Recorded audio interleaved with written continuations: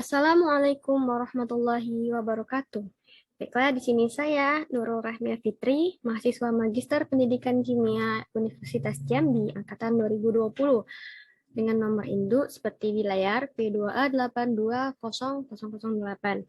Jadi di sini saya akan mempresentasikan ataupun menampilkan salah satu produk tepat guna dalam memanfaatkan bahan alam untuk topik metabolit primer yang merupakan salah satu tugas dari mata kuliah kimia bahan alam berbasis kewirausahaan. Jadi dalam tugas ini, produk usulan yang ingin saya usulkan itu adalah permen yang dimana permen ini diberi label atau diberi nama permen kapah atau kinang si permen sehat. Jadi produk ini diberi nama permen kapah itu karena permen ini dibuat dari kinang sebagai bahan produksinya.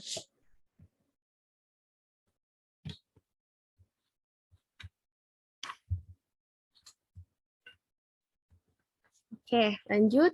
Permen merupakan produk pangan yang sangat digemari semua kalangan, baik dari kalangan anak-anak hingga kalangan dewasa.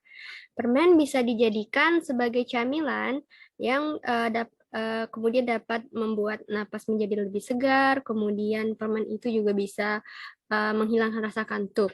Jadi, walaupun kebiasaan ngemil permen itu bisa mengurangi ketegangan, ternyata dampak sering ngemil permen ini cukup buruk untuk kesehatan.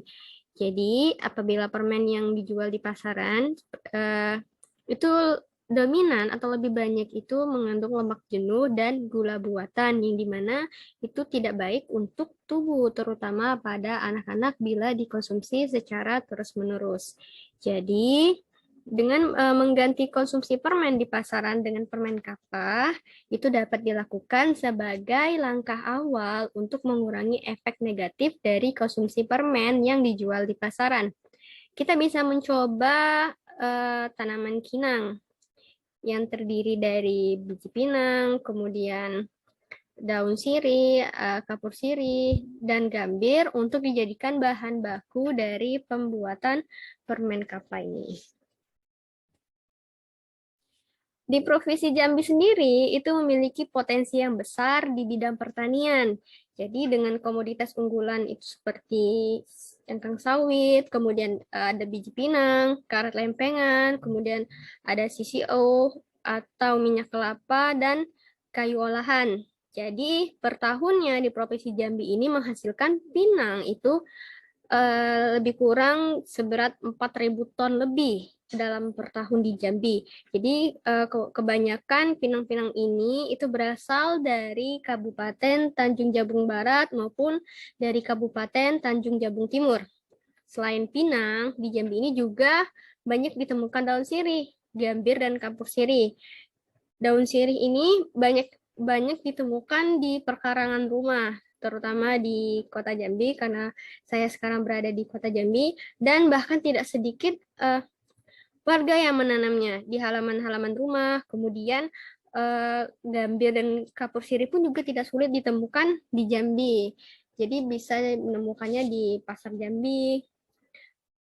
Jadi berdasarkan dari potensi ketersediaan dari tumbuhan pinang tadi dari tumbuhan pinang maupun dari daun sirih, dari gambir sampai kapur sirih. Jadi bahan-bahan ini tadi itu memiliki potensi ketersediaan yang tinggi di Indonesia, khususnya itu di daerah Jambi karena ini akan diproduksi di Jambi. Dengan demikian bahan baku dalam pembuatan permen kapah ini akan sangat mudah didapat. Oke, selanjutnya permen yang diproduksi itu merupakan permen yang bertekstur lunak. Ada yang padat dan tidak lengket dengan gigi. Di antaranya itu ada permen jelly. Ini contoh bentuk permennya ya, permen jelly. Kemudian ada marshmallow dan permen padatan gitu. Jadi permen dengan tekstur tersebut itu dapat dimanfaatkan untuk menggantikan bentuk kinang. Jadi kan seperti kita ketahui bahwa kinang ini identik dengan snack atau jajanan atau makanannya para nenek moyang kita dulu. Sehingga pembuatan kinang menjadi permen, ini akan lebih unggul karena lebih praktis, kemudian bentuknya jadi lebih menarik dan bisa disukai semua kalangan, terutama anak-anak. Jadi kalau misalnya masih dalam bentuk kinang, kebanyakan anak-anak itu kurang suka atau kurang tertarik. Jadi kalau misalnya kita kemas atau kita produksi dalam bentuk permen, jadi itu akan membuat anak-anak tertarik terhadap permen yang kita buat.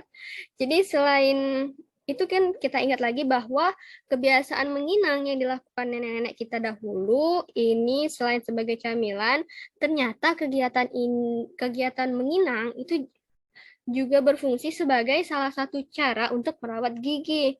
Jadi diketahui bahwa daun sirih itu mengandung kandungan minyak atsiri yang berfungsi sebagai zat antibakteri.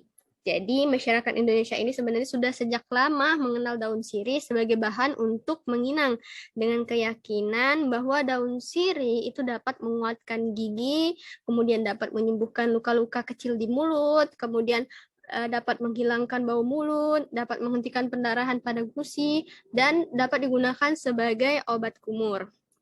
Kemudian saya akan membahas mengenai bahan-bahan dalam pembuatan permen kappa ini. Yang pertama itu pinang. Nah, pinang ini terutama pada biji pinang.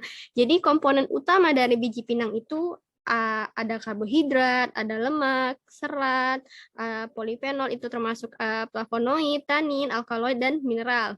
Jadi polifenol dan alkaloid dari golongan piridin ini mendapat perhatian lebih dari sekian banyak kandungan kimia yang terdapat dalam pinang. Itu dikarenakan zat-zat tersebut diketahui memiliki dampak yang signifikan terhadap kesehatan. Biji pinang pun rasanya pahit, kemudian pedas dan hangat, ya, serta itu ada kandungan sekitar 0,3 sampai 0,6% alkaloid. Nah, karena itulah rasanya itu menjadi pahit karena ada kandungan alkaloidnya. Kemudian kandungan alkaloid ini itu dipercaya mampu menghambat pertumbuhan bakteri mulut, itu karena dapat digunakan sebagai antiseptik. Selain itu juga ada kandungan retanin sebesar 15%, kemudian lemak 40%, kenci dan resin.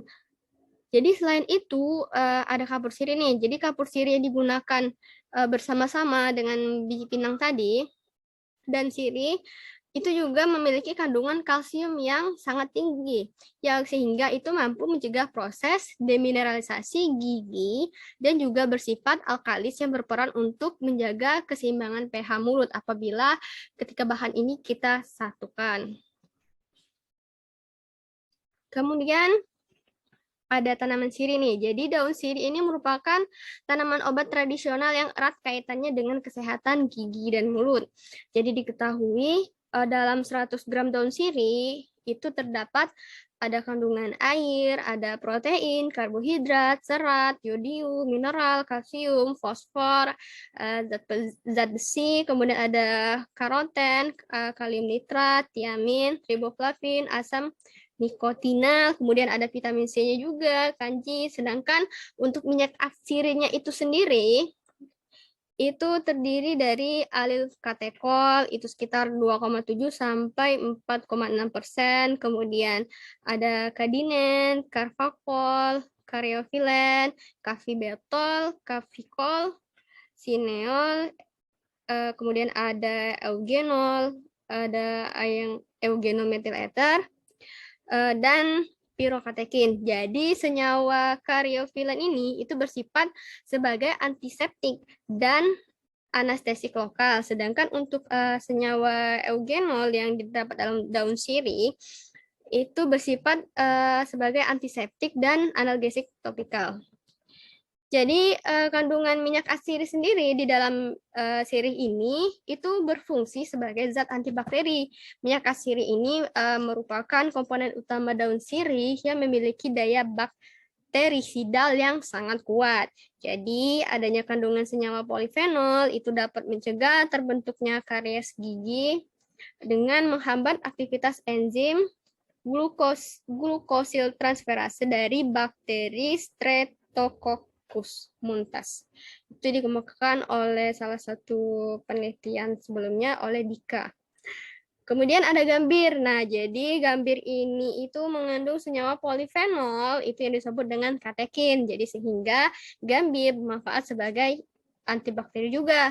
Katekin ini itu adalah golongan senyawa yang mampu menghambat bakteri, terutama bakteri gram positif. Katekin dan tanin itu memiliki pengaruh pada aktivitas antioksidan, sehingga semakin banyak konsentrasi gambir dan biji pinang yang digunakan, maka semakin tinggi aktivitas antioksidan.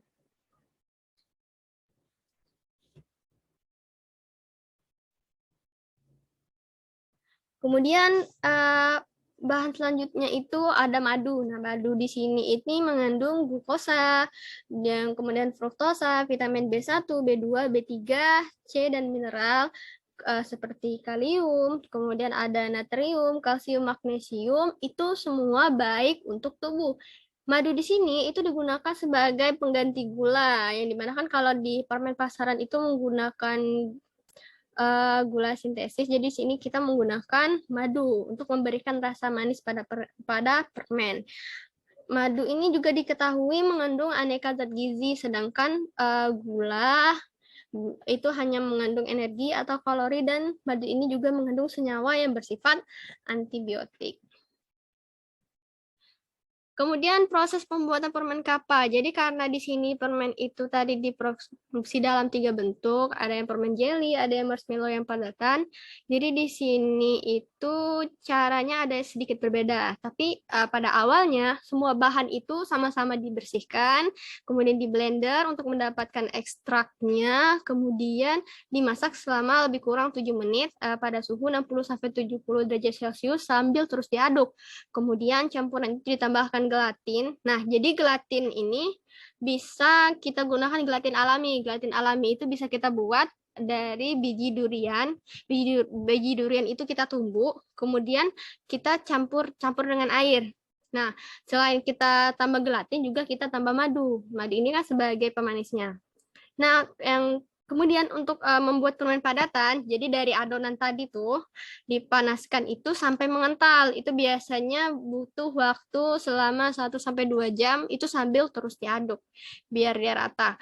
Setelah itu tuang adonan pada cetakan dan diamkan hingga mengeras untuk memberikan warna hijau dan rasa menyegarkan dari permen. Nah, itu bisa kita menggunakan tambahan ekstrak daun mint. Kemudian untuk permen jelly, adonan ini dituangkan dalam cetakan. Adonan yang awal tadi, itu dibiarkan dingin dulu selama 1 jam pada suhu ruangan. Kemudian pendinginan ini dilanjutkan di lemari es pada suhu 5 derajat Celcius selama 24 jam. Lalu permen diletakkan pada suhu ruangan selama 1 jam, dan permen jelly ini siap dikemas. Kemudian untuk permen marshmallow, jadi adonan yang tadi yang sebelumnya kita buat di awal, itu kita tuang ke dalam wadah plastik. Kemudian kita biarkan selama 5 menit atau sampai suhu adonan itu tidak terlalu panas. Jadi kalau panas itu nanti dia nggak bisa membentuk marshmallow-nya. Kemudian kocok menggunakan mixer dengan kecepatan tinggi selama 10 menit atau sampai berubah adonan itu berubah menjadi putih bersih dan fluffy.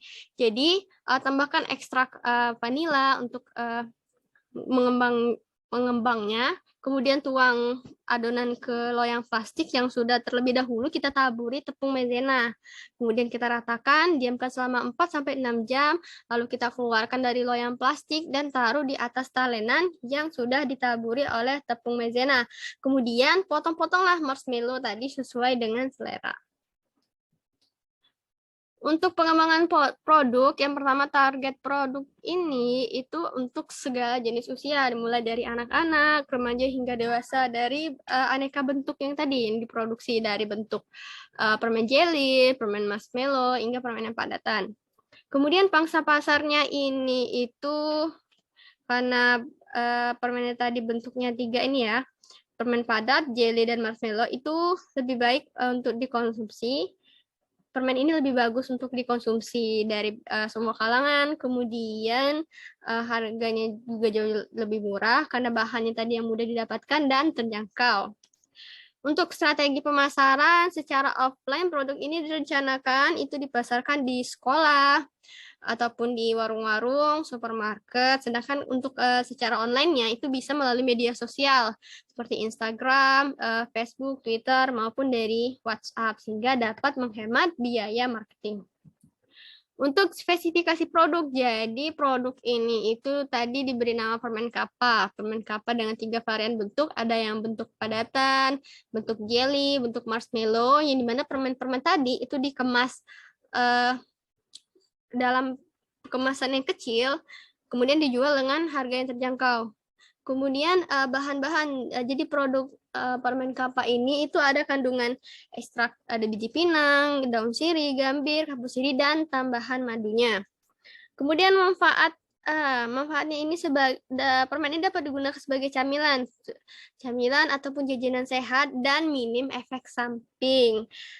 Kemudian keunikannya dari permen kappa ini itu terdiri dari tanaman herbal sehingga kualitasnya lebih terjamin. Kan kita ketahui bahwa kinang itu sebagai snack orang tua kita dahulu, snack nenek-nenek. Jadi kita ubah snack yang bersifat terdahulu atau jadul itu menjadi snack masa kini gitu. Kemudian harga yang murah, praktis, dan tentu saja tetap sehat karena menggunakan tanaman herbal. Nah, tapi perlu diingat juga ya, meskipun permen kappa ini memiliki banyak kandungan yang baik untuk tubuh, terutama untuk gigi, makanan apapun itu tidak boleh dikonsumsi secara berlebihan. Oke? Jadi sekian presentasi dari saya, lebih kurang saya mohon maaf. Saya akhiri. Wassalamualaikum warahmatullahi wabarakatuh.